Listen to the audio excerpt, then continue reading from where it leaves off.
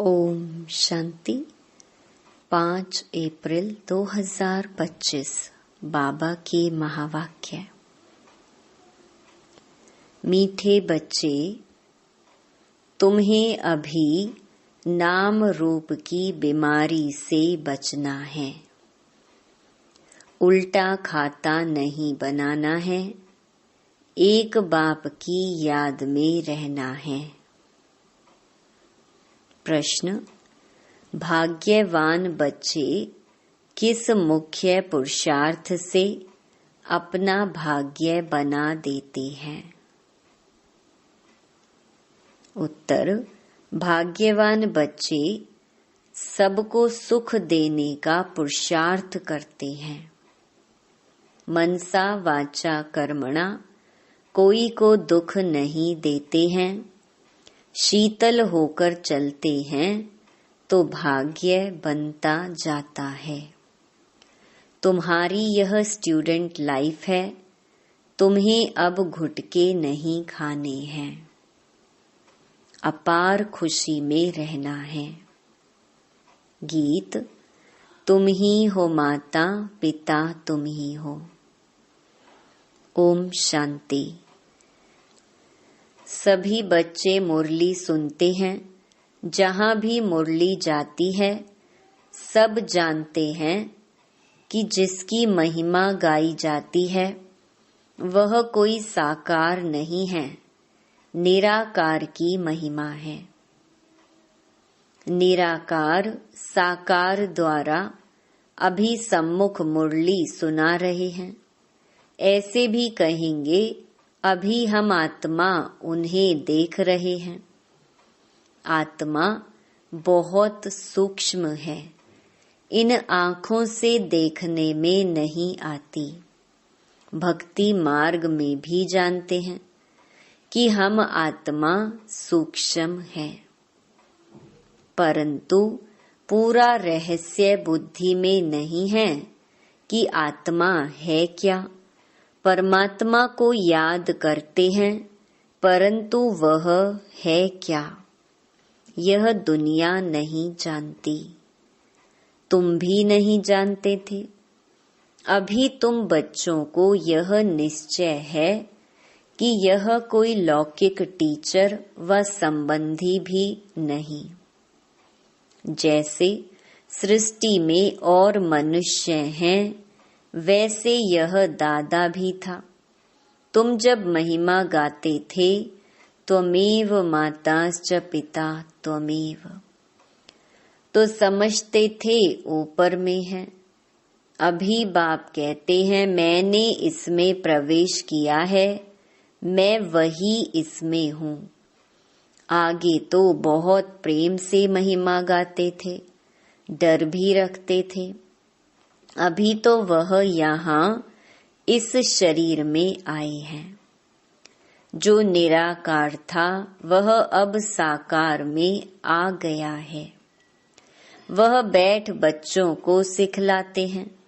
दुनिया नहीं जानती कि वह क्या सिखलाते हैं। वह तो गीता का भगवान श्री कृष्ण समझते हैं। कह देते हैं वह राजयोग सिखलाते हैं। अच्छा, बाकी बाप क्या करते हैं? भल गाते थे तुम मात पिता, परंतु उनसे क्या और कब मिलता है यह कुछ नहीं जानते। गीता सुनते थे तो समझते थे श्री कृष्ण द्वारा राजयोग सीखा था। फिर वह कब आकर सिखलाएंगे, वह भी ध्यान में आता होगा। इस समय यह वही महाभारत लड़ाई है, तो जरूर श्री कृष्ण का समय होगा। जरूर वही हिस्ट्री ज्योग्राफी रिपीट होनी चाहिए। दिन प्रतिदिन समझते जाएंगे। जरूर गीता का भगवान होना चाहिए। बरोबर महाभारत लड़ाई भी देखने में आती है। जरूर इस दुनिया का अंत होगा। दिखाते हैं पांडव पहाड़ पर चले गए तो उनकी बुद्धि में यह आता होगा, बरोबर विनाश तो सामने खड़ा है, अब श्री कृष्ण है कहाँ? ढूंढते रहेंगे जब तक तुमसे सुने कि गीता का भगवान श्री कृष्ण नहीं शिव है। तुम्हारी बुद्धि में तो यह बात पक्की है, यह तुम कभी भूल नहीं सकते। कोई को भी तुम समझा सकते हो गीता का भगवान श्री कृष्ण नहीं शिव है। दुनिया में तो कोई भी नहीं कहेगा सिवाय तुम बच्चों के। अब गीता का भगवान राजयोग सिखलाते थे तो जरूर इससे सिद्ध होता है नर से नारायण बनाते थे। तुम बच्चे जानते हो भगवान हमको पढ़ाते हैं, बरोबर नर से नारायण बनाते हैं। इन लक्ष्मी नारायण का स्वर्ग में राज्य था ना, अभी तो वह स्वर्ग भी नहीं है, तो नारायण भी नहीं है, देवताएं भी नहीं हैं, चित्र है जिससे समझते हैं यह होकर गए हैं। अभी तुम समझते हो इन्हों को कितने वर्ष हुए? तुमको पक्का मालूम है आज से 5000 वर्ष पहले इन्हों का राज्य था। अभी तो है अंत, लड़ाई भी सामने खड़ी है। जानते हो बाप हमको पढ़ा रहे हैं, सभी सेंटर्स में पढ़ते भी हैं तो पढ़ाते भी हैं। पढ़ाने की युक्ति बड़ी अच्छी है, चित्रों द्वारा समझानी अच्छी मिल सकेगी। मुख्य बात है गीता का भगवान शिव व श्री कृष्ण। फर्क तो बहुत है ना। सदगति दाता स्वर्ग की स्थापना करने वाला अथवा आदि सनातन देवी देवता धर्म की फिर से स्थापना करने वाला शिव व श्री कृष्ण। मुख्य है ही 3 बातों का फैसला। इस पर ही बाबा जोर देते हैं। बल ओपिनियन लिखकर देते हैं कि यह बहुत अच्छा है, परंतु इससे कुछ भी फायदा नहीं। तुम्हारी जो मुख्य बात है उस पर जोर देना है। तुम्हारी जीत भी है इसमें। तुम सिद्ध कर बतलाते हो भगवान एक होता है। ऐसे नहीं कि गीता सुनाने वाले भी भगवान हो गए। भगवान ने इस राजयोग द्वारा ज्ञान और देवी देवता धर्म की स्थापना की। बाबा समझाते हैं बच्चों पर माया का वार होता रहता है। अभी तक कर्मातीत अवस्था को कोई ने पाया नहीं है। पुरुषार्थ करते करते अंत में तुम एक बाबा की याद में सदैव हर्षित रहेंगे। कोई मुरझाइश नहीं आएगी। अभी तो सिर पर पापों का बोझा बहुत है, वह याद से ही उतरेगा। बाप ने पुरुषार्थ की युक्तियां बतलाई हैं, याद से ही पाप कटते हैं।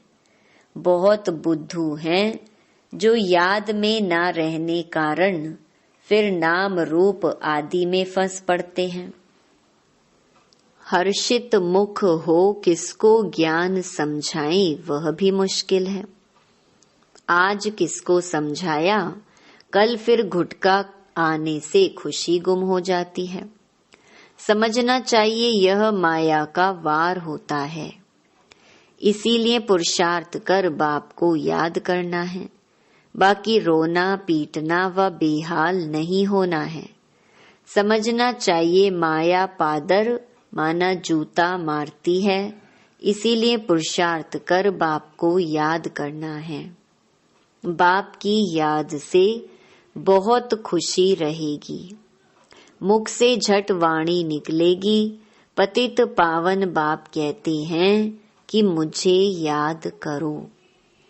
मनुष्य तो एक भी नहीं जिसको रचता बाप का परिचय हो। मनुष्य होकर और बाप को ना जाने तो जानवर से भी बदतर हुआ। गीता में श्री कृष्ण का नाम डाल दिया है तो बाप को याद कैसे करें? यही बड़ी भूल है जो तुमको समझानी है। गीता का भगवान शिव बाबा है, वही वर्षा देते हैं। मुक्ति जीवन मुक्ति दाता वह है, और धर्म वालों की बुद्धि में बैठता नहीं। वह तो हिसाब किताब चुकतू कर वापिस चले जाएंगे। पिछाड़ी में थोड़ा परिचय मिला, फिर भी जाएंगे अपने धर्म में। तुमको बाप समझाते हैं तुम देवता थे, अभी फिर बाप को याद करने से तुम देवता बन जाएंगे। विकर्म विनाश हो जाएंगे। फिर भी उल्टे सुलटे धंधे कर लेते हैं। बाबा को लिखते हैं, आज हमारी अवस्था मुरझाई हुई है। बाप को याद नहीं किया। याद नहीं करेंगे तो जरूर मुरझाएंगे। यह है ही मुर्दों की दुनिया। सभी मरे पड़े हैं। तुम बाप के बने हो तो बाप का फरमान है, मुझे याद करो तो विकर्म विनाश हो जाए। यह शरीर तो पुराना तमो प्रधान है। पिछाड़ी तक कुछ न कुछ होता रहेगा। जब तक बाप की याद में रहे, कर्मातीत अवस्था को पाए, तब तक माया हिलाती रहेगी, किसको भी छोड़ेगी नहीं। जांच करते रहना चाहिए कि माया कैसे धक्का खिलाती है। भगवान हमको पढ़ाते हैं, यह भूलना क्यों चाहिए। आत्मा कहती है, हमारा प्राणों से प्यारा वह बाप ही है। ऐसे बाप को फिर तुम क्यों भूलते हो। बाप धन देते हैं दान करने के लिए। प्रदर्शनी मेले में तुम बहुतों को दान कर सकते हो। आपे ही शौक से भागना चाहिए। अभी तो बाबा को ताकीद करनी पड़ती है, उमंग दिलाना पड़ता है, जाकर समझाओ। उसमें भी अच्छा समझा हुआ चाहिए। देह अभिमानी का तीर लगेगा नहीं। तलवारें भी अनेक प्रकार की होती है ना। तुम्हारी भी योग की तलवार बड़ी तीखी चाहिए। सर्विस का उल्लास चाहिए। बहुतों का जाकर कल्याण करें। बाप को याद करने की ऐसी प्रैक्टिस हो जाए जो पिछाड़ी में सिवाय बाप के और कोई याद ना पड़े। तब ही तुम राजाई पद पाएंगे। अंत काल जो अलफ को सिमरे और फिर नारायण को सिमरे। बाप और नारायण माना वर्षा ही याद करना है। परंतु माया कम नहीं है। कच्चे तो एकदम ढेर हो पड़ते हैं। उल्टे कर्मों का खाता तब बनता है जब किसी के नाम रूप में फंस पड़ते हैं। एक दो को प्राइवेट चिट्ठियां लिखते हैं, देहधारियों से प्रीत हो जाती है तो उल्टे कर्मों का खाता बन जाता है। बाबा के पास समाचार आते हैं, उल्टा सुल्टा काम कर, फिर कहते हैं बाबा हो गया। अरे खाता उल्टा तो हो गया ना। यह शरीर तो पलीत है, उनको तुम याद क्यों करते हो। बाप कहते हैं मुझे याद करो तो सदैव खुशी रहे। आज खुशी में है, कल फिर मुर्दे बन पड़ते हैं। जन्म जन्मांतर नाम रूप में फंसते आते हैं ना। स्वर्ग में यह बीमारी नाम रूप की होती नहीं, वहां तो मोहजीत कुटुंब होता है। जानते हैं हम आत्मा हैं, शरीर नहीं, वह है ही आत्म अभिमानी दुनिया। यहाँ है देह अभिमानी दुनिया। फिर आधा कल्प तुम देही अभिमानी बन जाते हो। अब बाप कहते हैं देह अभिमान छोड़ो। देही अभिमानी होने से बहुत मीठे शीतल हो जाएंगे। ऐसे बहुत थोड़े हैं, पुरुषार्थ कराते रहते हैं कि बाप की याद ना भूलो। बाप फरमान करते हैं मुझे याद करो, चार्ट रखो, परंतु माया चार्ट भी रखने नहीं देती है। ऐसे मीठे बाप को तो कितना याद करना चाहिए। यह तो पतियों का पति, बापों का बाप है ना। बाप को याद कर फिर दूसरों को भी आप समान बनाने का पुरुषार्थ करना है। इसमें दिलचस्पी बहुत अच्छी रखनी चाहिए। सर्विसेबल बच्चों को तो बाप नौकरी से छुड़ा देते हैं। सरकमस्टेंस देख कहेंगे अब इस धंधे में लग जाओ। एम ऑब्जेक्ट तो सामने खड़ी है। भक्ति मार्ग में भी चित्रों के आगे याद में बैठते हैं ना। तुमको तो सिर्फ आत्मा समझ परमात्मा बाप को याद करना है। विचित्र बन विचित्र बाप को याद करना है, यह मेहनत है। विश्व का मालिक बनना कोई मासी का घर नहीं है। बाप कहते हैं मैं विश्व का मालिक नहीं बनता हूँ, तुमको बनाता हूँ। कितना माथा मारना पड़ता है। सपूत बच्चों को तो आपे ही औना लगा रहेगा, छुट्टी लेकर भी सर्विस में लग जाना चाहिए। कई बच्चों को बंधन भी है, मोह भी रहता है। बाप कहते हैं तुम्हारी सब बीमारियां बाहर निकलेंगी। तुम बाप को याद करते रहो। माया तुमको हटाने की कोशिश करती है। याद ही मुख्य है। रचता और रचना के आदि मध्य अंत का ज्ञान मिला, बाकी और क्या चाहिए। भाग्यवान बच्चे सबको सुख देने का पुरुषार्थ करते हैं। मनसा वाचा कर्मणा, किसी को दुख नहीं देते हैं, शीतल होकर चलते हैं तो भाग्य बनता जाता है। अगर कोई नहीं समझते हैं तो समझा जाता इनके भाग्य में नहीं है। जिनके भाग्य में है वह अच्छी रीति सुनते हैं, अनुभव भी सुनाते हैं ना, क्या क्या करते थे। अब मालूम पड़ा है जो कुछ किया उससे दुर्गति ही हुई। सदगति को तब पाएं जब बाप को याद करें। बहुत मुश्किल कोई घंटा आधा घंटा याद करते होंगे, नहीं तो गुटखा खाते रहते हैं। बाप कहते हैं आधा कल्प गुटखा खाया, अब बाप मिला है। स्टूडेंट लाइफ है तो खुशी होनी चाहिए ना, परंतु बाप को घड़ी घड़ी भूल जाते हैं। बाप कहते हैं तुम कर्म योगी हो। वह धंधा आदि तो करना ही है, नींद भी कम करना अच्छा है।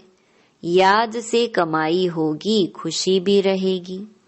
याद में बैठना जरूरी है। दिन में तो फुर्सत नहीं मिलती है, इसीलिए रात को समय निकालना चाहिए। याद से बहुत खुशी रहेगी। किसको बंधन है तो कह सकते हैं हमको तो बाप से वर्षा लेना है, इसमें कोई रोक नहीं सकता। सिर्फ गवर्नमेंट को जाए समझाओ कि विनाश सामने खड़ा है। बाप कहते हैं मुझे याद करो तो विकर्म विनाश होंगे, और यह अंतिम जन्म तो पवित्र रहना है, इसलिए हम पवित्र बनते हैं। परंतु कहेंगे वह जिनको ज्ञान की मस्ती होगी। ऐसे नहीं कि यहाँ आकर फिर देहधारी को याद करते रहें। देह अभिमान में आकर लड़ना झगड़ना जैसे क्रोध का भूत हो जाता है। बाबा क्रोध करने वाले की तरफ कभी देखते भी नहीं। सर्विस करने वालों से प्यार होता है। देह अभिमान की चलन दिखाई पड़ती है। गुलगुल तब बनेंगे जब बाप को याद करेंगे। मूल बात है यह। एक दो को देखते बाप को याद करना है। सर्विस में तो हड्डियां देनी चाहिए। ब्राह्मणों को आपस में शीर खंड होना चाहिए। लून पानी नहीं होना चाहिए। समझ ना होने के कारण एक दो से नफरत, बाप से भी नफरत लाते रहते हैं। ऐसे क्या पद पाएंगे? तुमको साक्षात्कार होंगे, फिर उस समय स्मृति आएगी, यह हमने गफलत की। बाप फिर कह देते हैं तकदीर में नहीं है तो क्या कर सकते हैं।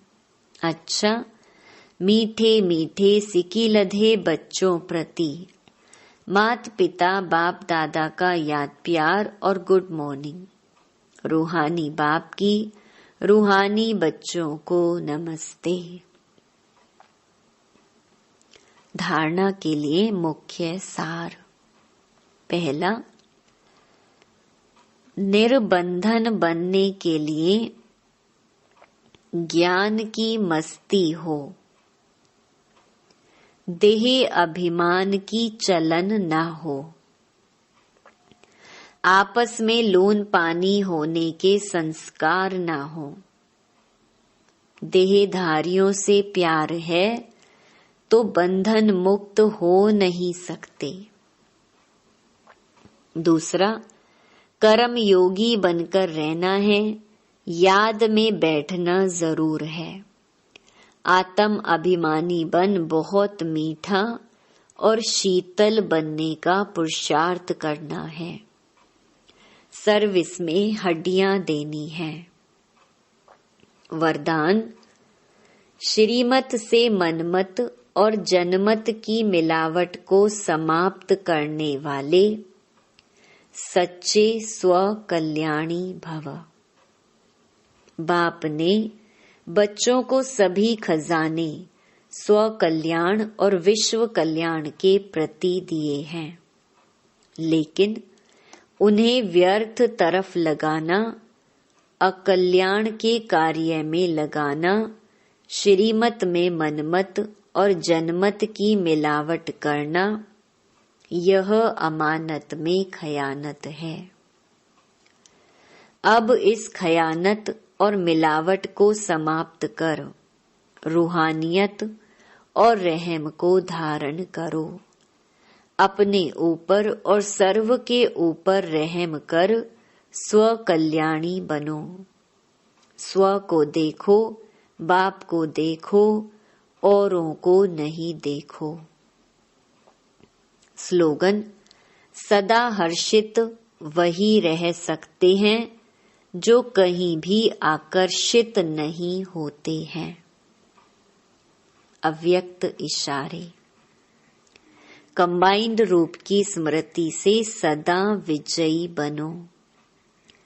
बाबा और हम कंबाइंड हैं। करावन हार बाबा और करने के निमित्त मैं आत्मा हूँ। इसको कहते हैं असोच, अर्थात एक की याद। शुभ चिंतन में रहने वाले को कभी चिंता नहीं होती। जैसे बाप और आप कंबाइंड हो, शरीर और आत्मा कंबाइंड है। आपका भविष्य विष्णु स्वरूप कंबाइंड है। ऐसे स्व सेवा और सर्व की सेवा कंबाइंड हो, तब मेहनत कम, सफलता ज्यादा मिलेगी। अच्छा, ओम शांति।